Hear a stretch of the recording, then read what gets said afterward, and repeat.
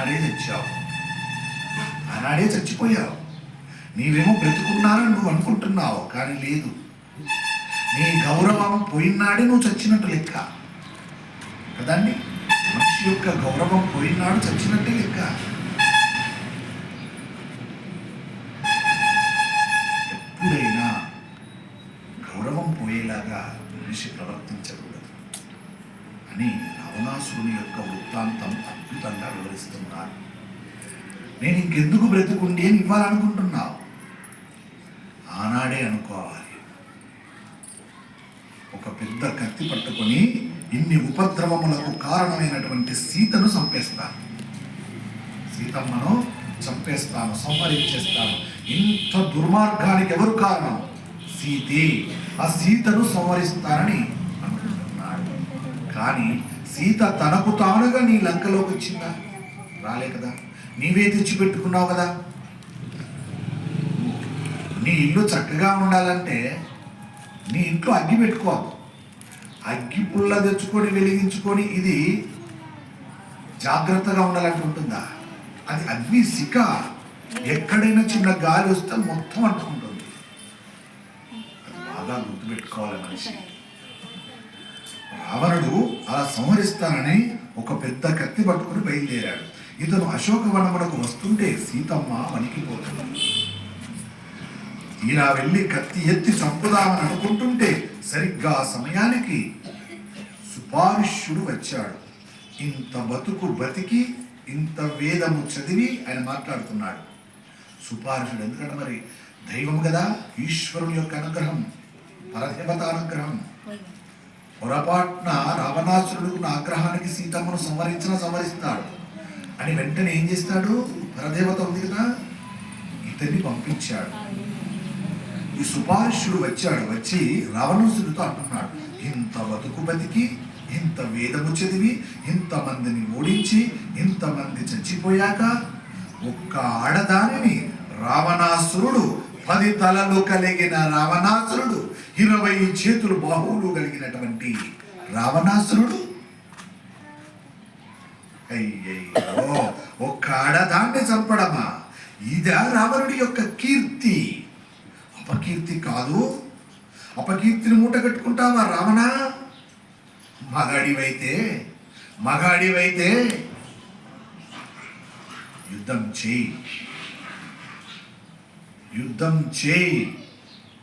చేసి రేపు రాముడిని చంపు.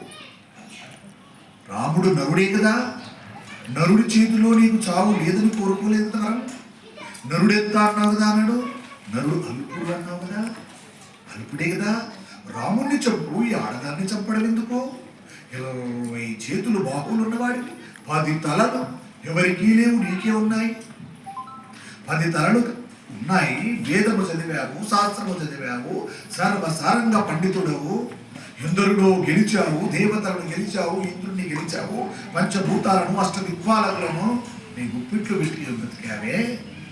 ఎంత బతుకు బతికి చివరకు ఆడదానిని చంపుతావా? ఇదా నీ కీర్తి అని సుపార్ష్యుడు అనగానే, ఆడదాని మీద ఎందుకు నీ ప్రతాపం? మాటలో ఆంతర్యం ఒకసారి పట్టుకోండి, ఎంత బాగుందండి మాట. ఆడదాని మీద ఎందుకంత ప్రతాపం నీకు? ఏమర్థమైందండి ఈ మాటలు? చెప్పండి. అక్కడ దాని ఆడదాని మీద ఇంత ప్రతాపము నీకెందుకయ్యా రావణ అంటే ఎక్కడిది? అక్కడిది. అక్కడి దాని మీద ఇక్కడ నీకెందుకయ్యా గోలా? అర్థం ఎంత బాగుంటుందండి నిజంగా అర్థం చేసుకుంటే, పరమాద్భుతంగా ఉంటుంది. కానీ దాన్ని కొంచెం మనం కూడా రావణాసురుని దృష్టితో ఆలోచించామనుకోండి, కోపం వచ్చేస్తుంది. అంత మాట అంటావా అంట. ఎంత బాగుంటుందండి. భావన మంచిదే ఉండాలి. భావం తత్వవతి అన్నారు. నువ్వెంత మంచి భావనతో ఆలోచిస్తే అంత మంచి అర్థాలు వస్తాయి. చెడ్డ పదాలలో కూడా అర్థాలు వస్తాయి. అందుకే చెప్పుకున్నా కదా, మనకు తెలుసు కదా. ఏం తెలుసు? గాడిదాన్ని తిట్టినా కూడా అది చెడ్డ పదమే కావచ్చు.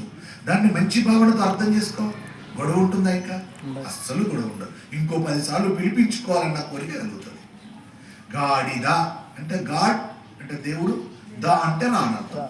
నన్ను గాడిద అంటే ఓ దేవుడా రా నన్ను పిలుస్తున్నాడు. నాకు ఎంత ఆనందం అండి నిజంగా. అంటే యద్భావం తత్వమతి. నా భావన మంచిది. మీరు గాడిద అని పిలుస్తుంటే దానిలో దేవుడా అని పిలుస్తున్నట్టు నాకే పడింది. నేను అలా భావించుకున్నాను. వాస్తవాన్ని కూడా విడదీస్తే అర్థం అదే కదండి. అంటే ప్రతి మాటలో పాజిటివ్ ఉన్నది, కానీ మన మైండ్లో, మన మెదడులో లేదు పాజిటివ్. మన ఆలోచనలో లేవు. ఆలోచన ఎక్కడ వస్తుంది? మెదడు నుండే కదా వచ్చేది, ఈ బుర్ర నుండే కదా వచ్చేది. మీరు ఆలోచన అని అనండి ఒక్కసారి. ఆలోచన అని మీరు ఆలోచిస్తూ ఉండండి. అది ఇక్కడ నుండి తయారైతే తప్ప ఇక్కడ నుండి రాదు, ఇక్కడ నుండి రాదు. మీరు కావాలంటే అది మాత్రం అనుకో చూడండి. ఒక ఆలోచన, ఈ రామాయణం ఎన్ని రోజులైనా వింటాను, ఈ రామాయణం విను, ఏదో ఒక ఆలోచన చేయండి. దాంట్లో ఆలోచన అన్నది గిన్నెకి వస్తుంది. ఇక్కడ నుండి రాదు, ఇక్కడ నుండి రాదు ఆలోచన. వాక్ ఇక్కడ నుండి వస్తుంది. వాక్ ఇక్కడ శక్తిగా తయారై ఊపిరిలో బయటకు వచ్చేస్తుంది. ఆలోచన ఇక్కడ నుండి వస్తుంది. అంటే మన ఆలోచన మంచిదే ఉండాలి.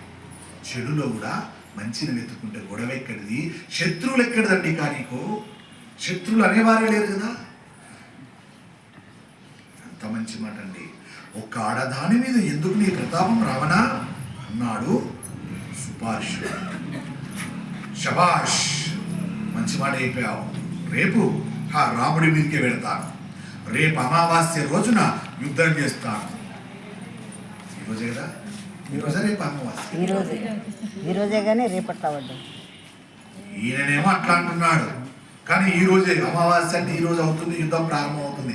ఎంత బాగా కలిసి వస్తున్నాయి నిజంగా. అసలు తిథులు అర్థం కాకుండా కలిసి ఈరోజే రావణాసురుడు వస్తుంది, అమావాస్య, యుద్ధానికి వెళ్తానన్నాడు, వచ్చేస్తున్నాడు అమావాస్య. రామాయణం చూడండి, రాముడు ఉన్నాడా లేడా, రామాయణం పవిత్రమైనదా కాదా అని చెప్పుకోవడానికి ఎన్ని మార్లు మనం రామాయణం మొదలుపెట్టి 84 రోజులు అవుతున్నా ఎన్నోసార్లు మనకు తెలియకుండానే, మనకు ప్రమేయం లేకుండానే సాగిపోయింది. వాస్తవానికి నిన్న ఈ రావణాసురుని యొక్క యుద్ధం కూడా ప్రారంభించాలని మనసులోకి వచ్చేసింది. ప్రారంభించేద్దాము అనిపించింది. అది ఎందుకో పరమేశ్వరుడు ఆపురా అన్నాడు. అంటే అర్థం, రేపటి రోజు చెప్పుకోవాలి, రాను అమావాస్య రోజు నాడు రావణాసుడు చేస్తాడు, రామాయణంలో ఉండిపోవాలి గుర్తింపు. అద్భుతమైన నిజంగా. రామాయణం లేదని ఎందుకంటారండి, రాముడు లేదని ఎందుకంటారండి? రామాయణం యథార్థం, నమ్మితే, నమ్మకంతో ఉన్నవారికి, కోరికతో ఉన్నవారికి ఇలా ఎలా కలిసి వస్తాయండి తిథులు? పెట్టుకుంటామా మనం ఏమన్నా? పరమాద్భుతం నిజంగా. కాబట్టి ఆ రకంగా రేపు అమావాస్య రోజున యుద్ధం చేస్తానన్నాడు రావణాసుడు. వెనక్కి తిరిగి అంతఃపురంలోకి వచ్చేసాడు. వచ్చి యుద్ధానికి బయలుదేరుతున్నాడు. తెల్లవారిన తర్వాత ఈ యుద్ధానికి బయలుదేరుతున్నాడు. అమావాస్య ప్రారంభమైంది, ఈ యుద్ధానికి వచ్చేస్తున్నాడు. అలా వెళ్ళినప్పుడు ఆయనతో పాటుగా మరలా కొంతమంది వీరులు కూడా వెళ్ళారు. విరూపాక్షుడిని, మహోదరుడిని, సుగ్రీవుడు, మహర్షుడిని అంగదుడు చంపేశారు. ఇలాంటి వీరులు పట్టుకెళ్తామంటే వీళ్ళని చంపేశారు. రామ రావణ యుద్ధం బ్రహ్మాండంగా కొనసాగటానికి రావణాసురుడు అరవీర భయంకరంగా బయలుదేరుతున్నాడు. 10 తలలు, ఆ 10 తలలతోటి ఒక్కొక్క తల ఒక్కో రకంగా చూస్తుంటే ఆ 20 బాహువులతోటి ఖడ్గాలు పట్టుకొని, ధనస్సులు పట్టుకొని రథం మీద, ఆయన రథానికి ఉన్నటువంటివి ఏముంటాయండి? దీదీప్యమైన రథాన్ని కట్టుకొని, రథం మీద 10 తలలు పట్టుకొని 20 బాహువులతో, చేతులతో బయలుదేరాడు రావణాసురుడు. ఎంత తేజవంతంగా, ఎంత గంభీరంగా బయలుదేరాడో. అయితే బ్రతికి తినా నరుణ్ణి ఊరించిన వాడిని అవుతా, చస్తినా యుద్ధం చేసి స్వర్గానికి వెళ్తా, వీర స్వర్గానికి వెళ్ళిపోతాను అని నిర్ణయం చేసుకున్నాడు. ఎన్నో బాధపడ్డాడు, ఎంతో దీర్ఘంగా ఆలోచించుకున్నాడు. చివరికి వస్తే నరుడి మీదికి యుద్ధానికి రావణాసురుడు బయలుదేరాడు. ఎవరా నరుడు? మన రాముడు. ఏ నరుడు? మన రాముడు. ఇంకొంచెం పూర్ణంగా చెప్పాల్సి వస్తే సంతోషం. ఏ రాముడు? మన రాముడు. కొంచెం మన రాముడు కలిపి చెప్పుకుంటే మన శ్రీరామచంద్రమూర్తి. ఇంకా కలిపి చెప్తే, ఇంకా కలిపి చెప్పుకుంటే, ఇంకా కలిపి చెప్పాలనుకుంటే ఏమన్నా దశరథ రాముడు. చెప్పండి. దశరథ రాముడు. ఇంకా అన్ని కలిపి చెప్పండి ఒకసారి, మీ చూద్దాం మీ భావన ఎలా ఉంది. దశరథ, అయోధ్య, రాముడు.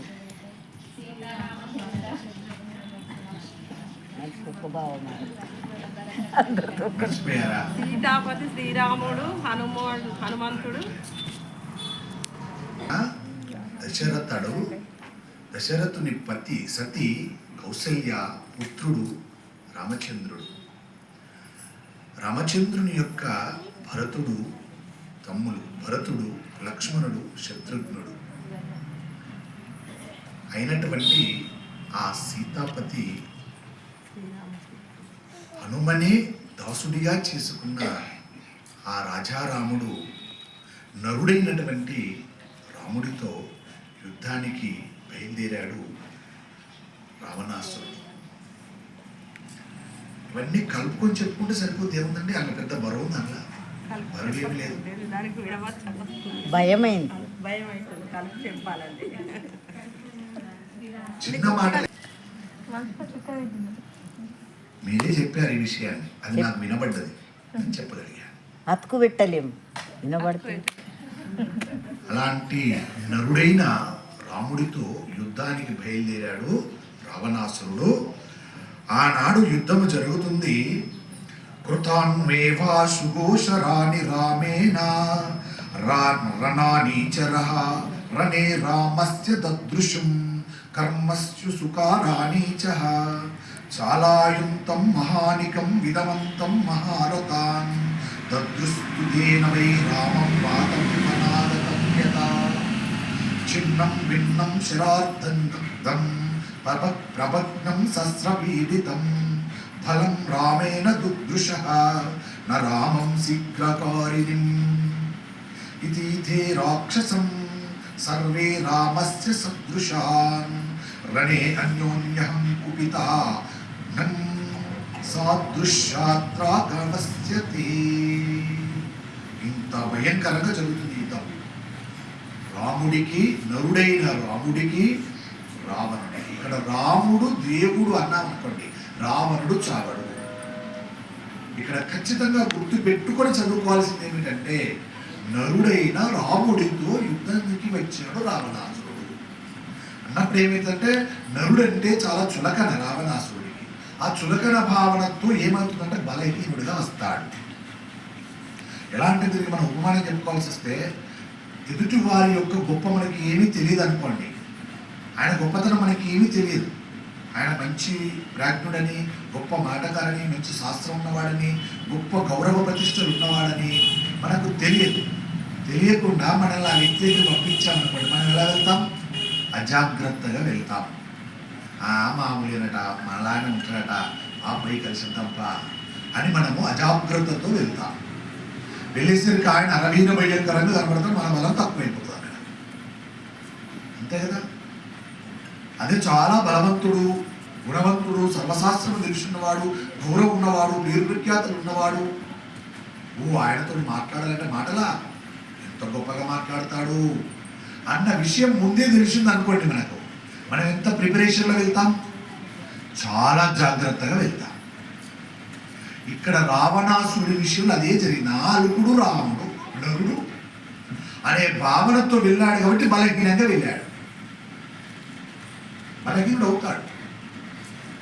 అందుకని ఆనాడు కొన్ని కోట్ల కోట్ల కోట్ల మంది రాక్షసులు మోహరిస్తే రామచంద్రమూర్తి చూడాలి. ఆ రోజు నాడు మన రాజా రాముని యొక్క యుద్ధము చూడాలి, మన దశరథ నందని యొక్క యుద్ధము చూడాలి, మన కౌసల్యాపుత్రుని యొక్క యుద్ధం చూడాలి, భరత లక్ష్మణ శత్రుఘ్ని యొక్క అగ్రజుడైన రాముడి యొక్క యుద్ధము చూడాలి, హనుమ యొక్క ఇష్టదైవం రామచంద్రమూర్తి యొక్క యుద్ధము చూడాలి, ఆ సీతాపతి యొక్క యుద్ధము చూడాలి, ఎంతో మంది ఆరాధ్య దైవముగా కొలవబడుతున్నటువంటి ఆ రాజా రాముడి యొక్క యుద్ధాన్ని ఈరోజు చూడాలి. అన్ని కోట్ల కోట్ల కోట్ల రాక్షసులు వచ్చేసిన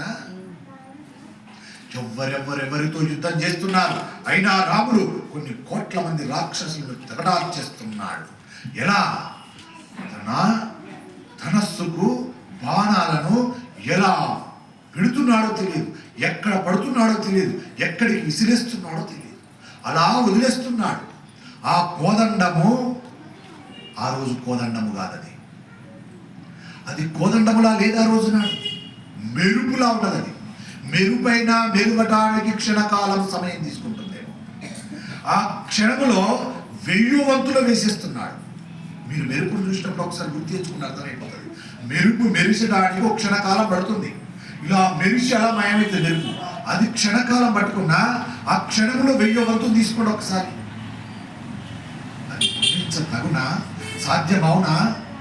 అలాంటి 1000వ సమయంలో వదిలిపెడుతున్నాడు బాణాలు.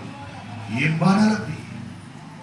మనము పిరికడి ఇసుక తీసుకొని రాలిస్తే ఎలా ఉంటుందో అలా పెడుతున్నాయి బాణాలు.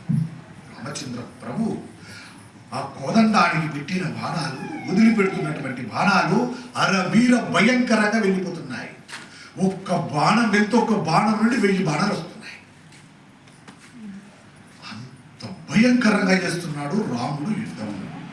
నరుడిగా ఉన్న రాముడు అలా చేస్తున్నాడు. ఒక్కసారి ఆ కోదండమును, ధనస్సును మండలాకారంగా తిప్పాడు. తిప్పితే లోపల నుండి కోరికలు పట్టిస్తున్న జీవాత్మ ఎలా కనబడదో అలా బాణపు దెబ్బలు తగులుతున్నాయి. ఏనుగులు, తొండములు, కుంభస్థలములు తెగిపోతున్నాయి. ఏనుగులు, గుర్రములు అక్కడే పగిలిపోతున్నాయి. బాణములు తగిలి కొన్ని లక్షల మంది రాక్షస సైన్యం పడిపోతున్నారు. కానీ రాముడు మాత్రం కనబడట్లేదు. బాణాలు కనబడుతున్నాయి, ఇక్కడ నుండి వేస్తుంటే బాణాలు కనబడుతున్నాయి తప్ప యువతలకు ఉన్నటువంటి రాముడు కనబడట్లేదు. అవతలున్న వారికి రాముడు కనబడట్లేదు. బాణాలే కనబడుతున్నాయి ఆకాశంలో. అవి ఎక్కడ వస్తున్నాయి? పుంకాలుగా పుట్టుకొస్తున్నాయి. రాముడు తన పరిపూర్ణమైనటువంటి నరత్వాన్ని చూస్తున్నాడు. మీరు బాగా గుర్తుపెట్టుకోండి. నరత్వము అంటే ఎప్పుడు వస్తుందంటే, మనము చెయ్యకూడని తప్పుకు మనల్ని నిందించి ఒక చోట నిలబెట్టి మాట్లాడుతుంటే ఒక్కసారి లోపలికి వస్తే చూడండి. ఎప్పుడన్నా ప్రతి ఒక్కరు అనుభవించిన వారు, అది నాకు తెలిసి దర్శనం చేసుకున్న వాళ్ళే. నరత్వము అంటే అలా వస్తుంది. దాని ముందు దేవతలు కూడా నిలబడలేదు. అందుకే నరజన్మ ఎత్తాలని కోరుకుంటారు. దేవతలు సైతం పుడితే నరుడిగా పుట్టాలని కోరుకుంటారు.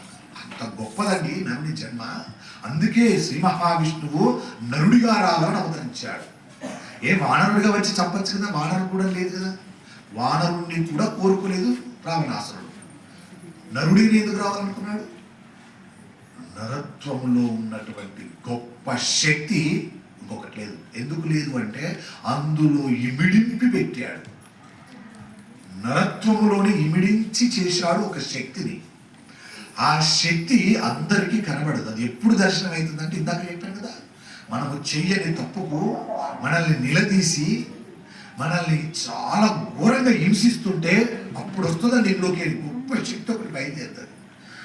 ఆ సమయం వరకు ఏమీ తెలియదు అనుకున్నటువంటి వ్యక్తి కూడా చాలా భయంకరంగా దర్శనమిస్తుంటాడు.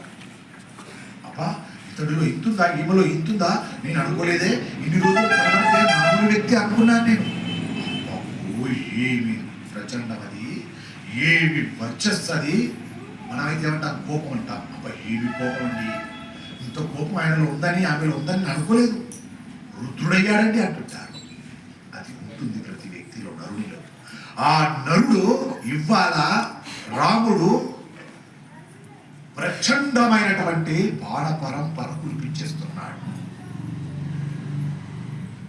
ఏ రకంగా చూసినా బాణాలే కనబడుతున్నాయి, రాముడు కనబడట్లేదు. సమయమా? కలురెప్ప వాలుస్తే ఎంత సమయమో ఆ సమయాన్ని 1000 భాగాలు చేసి పెట్టండి. బాణ పరంపర అలా వెళ్ళిపోతుంది రాముడిది. అలా బాణపు దెబ్బలు తగులుతున్నాయి రాక్షసులకు. అందరూ కింద పడిపోతున్నారు. కొన్ని కోట్ల బాణ పరంపరను ప్రయోగించాడు. అన్ని కోట్ల మందిని ఒక్క రామచంద్ర ప్రభు నిహతులను చేసి పడగొడుతున్నాడు. ఆ రోజున ఆయన యుద్ధాన్ని చూసి అంతటి రావణాసురుడు తెల్లబే చూస్తున్నాడు. ఏమిటి నరుడు? నరుడా? నారాయణుడా? నారాయణుడైతే నాకు తగులో దెబ్బలు, మరి నాకు తగులుతున్నాయే, ఆ నరుడే. నరుడా? ఇంత బీభత్సంగా యుద్ధమా? ఇన్ని సంవత్సరాలలో ఏనాడు నేను చూడలేదే. ఒక నరుడి దగ్గర ఇంత శక్తి ఉందని ఏనాడు నేను చూడలేదే. ఏమిటి? కాదు, నరుడు కాదు. భ్రమలోకి వెళ్ళిపోతున్నాడు. నరుడు కాదు. ఎవరా? శ్రీమన్నారాయణుడేమో, శ్రీ మహావిష్ణువేమో. అంత భయంకరంగా యుద్ధం సాగిపోతున్నదే. ఏమిటా బాణ పరంపర? ఏమిటి అల్లరి అని అలా తెల్లబోయి చూస్తున్నాడు. ఆ బాణ పరంపర దిక్కు తగులుతున్నాయి దెబ్బలు. అయితే నరుడే, నరుడిలో ఇంత శక్తి ఉందా అని ఆశ్చర్యపోతున్నాడు రావణాసురుడు. అలా ఆశ్చర్యపోయి ఆయన యుద్ధాన్ని చూసి తెల్లబోయాడు రావణాసురుడు. కింద నిలబడి రాముడు యుద్ధం చేస్తున్నాడు. రావణాసురుడు చూడండి, రావణాసురుడి ధర్మం ఎట్లా ఉంది, రాముడి ధర్మం ఎలా ఉంది. రాముడు ఏమన్నాడు, నిరాయుధుడు వెళ్ళిపో అన్నాడు, రేపు రా అన్నాడు ఆ రోజు నాడు. ఇవాళ రావణుడి దగ్గర ధర్మం ఏమిటి, ఏం చేయాలి రావణుడు, ఆయన కూడా రథం దిగి యుద్ధం చేయాలి. రాముడు కిందున్నాడు. ఏమి ధర్మం అంటే రామచంద్రమూర్తి. ఎదుటి వారు పడిపోయారు అంటే అధర్మాత్ములైతేనే పడిపోతారు. అలాంటి ధర్మాత్ముడు రామచంద్రమూర్తి. అలా భూమి మీద నిలబడి, ధరణి యందు నిలబడి యుద్ధం చేస్తున్నాడు. రథంలో నిలబడి రావణాసుడు యుద్ధం చేస్తున్నాడు. ఇంత యుద్ధమునకు ఇంటి గుట్లు బయట పెట్టిన వాడు విభీషుడని ఒక్కసారి తలుచుకున్నాడు. అరే, ఈ యుద్ధం ఎందుకు వచ్చింది, దీనికి కారణం ఎవరు, నేను అని మాత్రం అనుకుంటలేడు. విభీషణుడి కంటే ముందు ఎవరు కారణం, రావణాసుడే. తన తప్పు తాను ఎంచుకోడు అన్నట్టుగా ఇక్కడ కూడా ఏం ఆలోచిస్తున్నాడంటే, అరే రే, ఇంటి గుట్టు చెప్పాడే, ఇంటి దొంగ ఈశ్వరుడైన బట్టలేడు అంటారే, అవు నీ ఇంట్లోనే ఉన్నాడు రాక్షసత్వం. ఆ రాక్షసత్వమే ఈశ్వరుడు కూడా పట్టుకోలేకపోయాడు. నీవేమో నీ తమ్ముడు అనుకుంటున్నావు, విభీషణుడు అనుకుంటున్నావు, కాదు, నీవే ముందు ఆజ్యం పోసింది నీవే. పరకాంత మీద ఆశపడడం అది నీ తప్పే. మధ్యలో ఎందుకు ఇవన్నీ తీసుకొస్తావు? ఆనాడు నీకు పరకాంత మీద ఆలోచన లేకపోతే ఇంత దాకా ఎందుకు వచ్చేది? విభీషణుడు ఎందుకు అలా పక్కకి వెళ్ళిపోయేవాడు, కుంభకర్ణుడు ఎందుకు తెచ్చేవాడు, ఇంద్రజిత్ ఎందుకు తెచ్చేవాడు, అక్షకుమారుడు ఎందుకు తెచ్చేవాడు? నీ అహోరతమైనటువంటి మహావీరులైనటువంటి వీరులు, సైన్యాధిపతులు, మంత్రులు, రాక్షసులు అందరూ ఎందుకు తెచ్చేవారు? నీవు కాదా కారణం? కానీ ఇది ఒప్పుకోదు, నేను కారణం ఒప్పుకోదు. ఇది ఇవాళ ఏమంటున్నాడు, విభీషణుడు కారణం ఇంత యుద్ధము అని. విభీషణుడిని కోపం వచ్చి బ్రహ్మ ఇచ్చిన శక్తి అనే అస్త్రమును తీసి దానిని విభీషణుడి మీదికి ప్రయోగిస్తున్నాడు. చూశాడా ధర్మం ఎలా ఉందో? అన్నాని తమ్ముడికి ఉంటుంది, కానీ అధర్మం తప్పినటువంటి రావణాసుడికి లేకుండా పోయింది. అది కాని తగిలితే విభీషణుడు మరణిస్తాడు. అది ఆకాశంలో 8 గంటలను మ్రోగిస్తూ వస్తుంది. ఏ బాణం అది? శక్తి అనే ఆయుధం. శక్తి అనే అస్త్రాన్ని తీసి ప్రయోగించాడు. అది చూశాడు లక్ష్మణమూర్తి. దానిని విభీషణుడి మీదకి వేస్తున్నాడని తన ధనుస్సుకి బాణమును సంధించి రావణాసుడి చేతి మీద కొట్టాడు. రావణుడు వ్యగ్రత పొందాడు.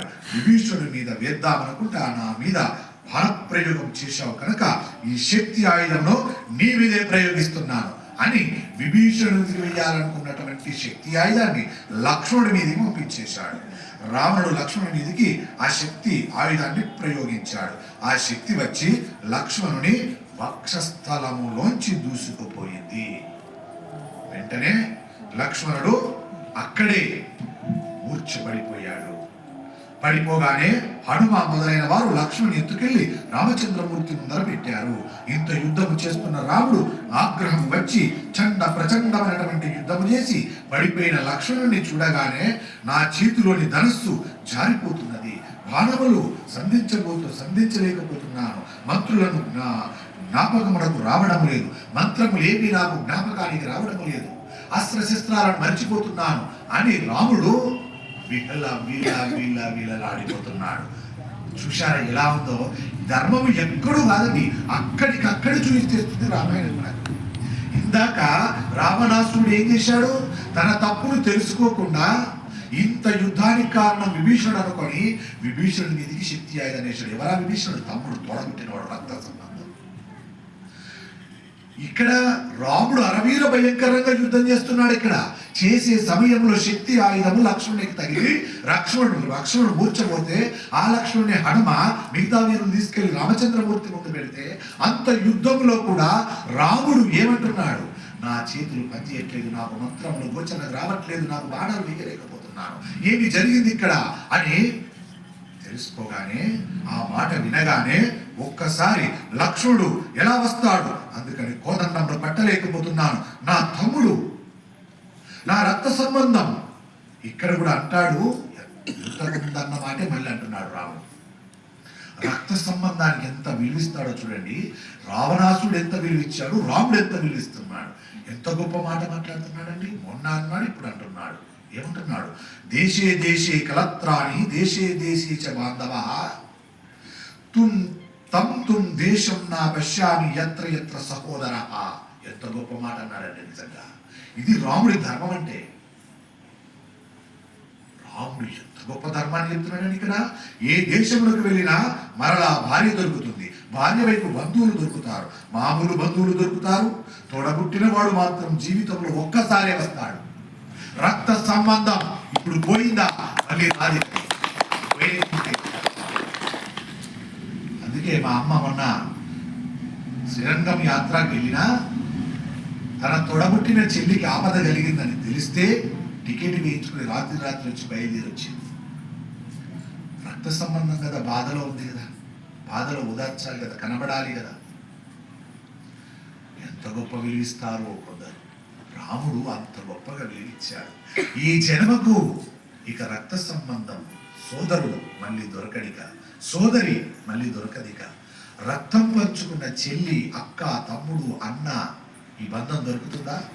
ఎక్కడ ఆలోచిస్తున్నాడండి ఈ విషయం? మనలాగే ఇంట్లో కూర్చోనో దేవాలయంలో కూర్చోనో ఆలోచిస్తలేడు. అరవీర భయంకరమైన యుద్ధం సాగుతుంది అక్కడ. యుద్ధములో ఆలోచిస్తున్నాడు రామచంద్రమూర్తి. ఇక ధర్మం చెప్పండి, రాముడు ఎంత ధర్మమో, ఎలాంటి ధర్మమో. ఇక్కడ యుద్ధం జరుగుతుంది, పడితే పడాడు, ఇంకేదంటే తీసుకొచ్చి పోయండి, లేస్తాడులే, వాడికి ఏం కాదులే అని యుద్ధం చేస్తాడు రాముడు. ఓ పక్క బాణాలు వచ్చి పడుతున్నాయి, నేను కాపాడుకోవాలి సైన్యాన్ని. ఓ పక్క రావణాసురుడు చేస్తున్నాడు యుద్ధం. ఆయన 20 చేతులతో చేస్తున్నాడు, 10 తలలతో చూస్తున్నాడు. అలాంటి వీరుడు ముందు నేను ఇప్పుడు వచ్చి తమ్ముడిని చూడన్నా, మీరు చూసుకోండి ఆయన సంగతి అని చెప్పి అన్నాడా? అనలేదు. అది రాముడి ధర్మం. మామూలుగా అయితే మనం ఏం చేస్తాం? ఈ పని తర్వాత ముందు చూద్దామంటాం. రాముడి ధర్మం చూడండి ఎంత గొప్పదో. యుద్ధం యుద్ధమే, ధర్మం ధర్మమే. ఏ ధర్మం ఎక్కడ ఎలా పాటించానో తెలుసున్నవాడు పరిపూర్ణంగా రాముడే. అంత గొప్ప ధర్మాత్ముడు కాబట్టే నరుడైనా దేవుడిగా వెలుగొందుతున్నాడు. నరుడే కానీ దేవతల్లా, దేవుడిలా వాడన ఆలయాలు నిర్మించారు. దేవుడైపోయాడు. ధర్మాన్ని పట్టుకుంటే ఎవరైనా ఉంటారు. ధర్మం అంత గొప్పది, పట్టుకోవడం రావాలి. కాబట్టి ఇవాళ నాకు లక్ష్మణుడు ఎలా వస్తాడు, అందుకని కోదండం పట్టలేకపోతున్నాను అన్నాడు. ఆ మాట వినగానే హనుమ, రామా నీవు బెంగ పెట్టుకోవద్దు, లక్ష్మణుని ఎలా బతికించుకోవాలో నాకు తెలుసు అన్నాడు హనుమ. అని వెంటనే ఏం చేస్తాడు హనుమ? సంజీవ పర్వతం. ఏం చేస్తాడండి? సంజీవ పర్వతం దేని పోతాడు? ఆకాశంలోకి వెళ్ళిపోయాడు. ఆకాశంలో రిప్పుడు ఎగిరాడు. అలా హిమత్ పర్వతం వైపు వెళ్ళిపోయాడు. మరలా సంజీవకరణి ఉన్న పర్వతమును మళ్ళీ పిగిలించి మళ్ళీ పట్టుకొచ్చాడు. ఎందుకంటే ఇప్పుడు అక్కడ వెతకాలి అంటే అతడు కాదు, సమయం లేదు. యుద్ధం జరుగుతుంది అక్కడ. రావణాసుడు దారుణంగా యుద్ధం చేస్తున్నాడు. అరవీర భయంకరంగా రావణాసుడు చేస్తున్నాడు యుద్ధం. అక్కడ లక్ష్మణుడు పడిపోయి ఉన్నాడు. రాముడు దిగులుగా ఉన్నాడు. రాముడు బాధపడితే హనుమంతుడు లక్ష్మణుడు పట్టుకోలేడు. రాముడికి బాధ తగలదు, రావద్దు బాధ. రాముడికి కించిత్ వచ్చినా వీళ్ళు ఊరుకోరు. రాముడైనా ఊరుకుంటాడేమో బాధ కలిగితే, కానీ వీళ్ళు ఊరుకోరు. అంటే ఎలా చెప్పగలరండి బంధాన్ని? అసలు రాముడే ఊరుకుంటాడట ఆయన బాధ కలిగితే, కానీ ఈయనకు బాధ కలిగితే లక్ష్మణుడు ఊరుకోడు, హనుమ ఊరుకోడు. అంత గొప్పగా ఉంటుందండి బంధం. అది కదా గౌరవం. అని వెంటనే హిమత్ పర్వతాన్ని తీసుకొచ్చాడు. సుసేనుడు ఆ ఔషధాలను తీసి లక్ష్మణుని ముక్కులో పిండాడు. వెంటనే ఆ బాణపు ముడుకులు బయటపడిపోయాయి. లక్ష్మణుడు మిక్కిలి ఉత్సాహంతో ఏడి రావణుడు ఎక్కడా అంటూ ఒక్కసారి లేచాడు. మళ్ళీ యథాతథంగా లేచి ధనస్సు పట్టుకొని లేచి అప్పుడు రామచంద్రమూర్తి అంటున్నాడు, తాను యుద్ధం చేస్తానని బయలుదేరాడు. పైన దేవతలందరూ వచ్చి నిలబడ్డారు. పైనుంచి అందరూ యుద్ధం చూస్తున్నారు. ఎక్కడ లంకలు అక్షర సత్యమండి. ఇక్కడే కాదు, మీరు మీ ఇంట్లో రావణుని యొక్క యుద్ధం జరుగుతున్నప్పుడు చూసినా, రావణ యుద్ధం జరుగుతున్నప్పుడు చదివినా, మీ ఇంటిలో కూడా దేవతలు వచ్చి చూస్తుంటారండి. ఇది అక్షర సత్యం. గొప్పది రామాయణం అంటే ఇక్కడ కూడా దేవతలు వచ్చి చూస్తున్నారు. వీడు చదవచ్చిన వాడా, వీడికి చెప్తాడా, అందంగా చెప్తాడా, అందహీనంగా చెప్తాడా, మధురంగా చెప్తాడా, చేదుగా చెప్తాడా, అసలు వీడికి అక్షరాలు చెప్పొస్తుందా, చెప్పరాదా, అసలు ఎలా చెప్తాడని కూడా చూడరట. రావణ యుద్ధం జరుగుతుందంటే దేవతలు వచ్చి నిలబెడతారట. అది ఏదని చూడరట వాళ్ళు. అది ఇల్లా భూషణ, అది ధర్మం పట్టుకుని ఇల్లా, ధర్మం లేనిలా అని కూడా చూడరట. రామాయణము చదువుతున్నారంటే అక్కడికి వచ్చి హనుమ వింటాడు. దేవతలు వచ్చి ఇక్కడ యుద్ధాన్ని చూస్తుంటారు. ఈ రకంగా ఈ సంధ్యాపదోష కాలాన సర్వ దేవతలు ఈ ఆలయమందే నిలబడి చూస్తున్నారు, ఈ యుద్ధాన్ని వింటున్నారు. రావణ యుద్ధాన్ని అలా వింటున్నారు. దేవతలందరూ కూడా వచ్చి పైనుంచి వింటున్నారు. ఇక్కడే వాళ్ళు దుర్మార్గుడు, దుష్టాత్ముడు అయిన రావణుడు రథములో నిలబడి యుద్ధం చేస్తున్నాడు. మహానుభావుడు విష్ణువాంశ సంభూతుడైనటువంటి నరుడిగా అవతరించినటువంటి రామచంద్రమూర్తి భూమి మీద నిలబడి యుద్ధం చేస్తున్నారు. ధర్మం ఇక్కడే కనబడుతుంది. ఎవరికి ధర్మం సపోర్ట్ ఇవ్వాలో ఇక్కడే కనబడుతుంది. ఎవరి పంచన ఉండాలో అర్థమవుతుంది. రావణుడు రథం మీద ఉన్నాడు, రాముడు భూమి మీద నిలబడ్డాడు. ధర్మం అంటే రాముడిది కాబట్టి రాముడికి విజయాన్ని ఇస్తారు దేవతలు. ఎందుకన్నారు కదా, ధర్మం ఎక్కడుంటే అక్కడ దేవతలు ఉంటారు, దేవతలు విజయం సిద్ధిస్తారు.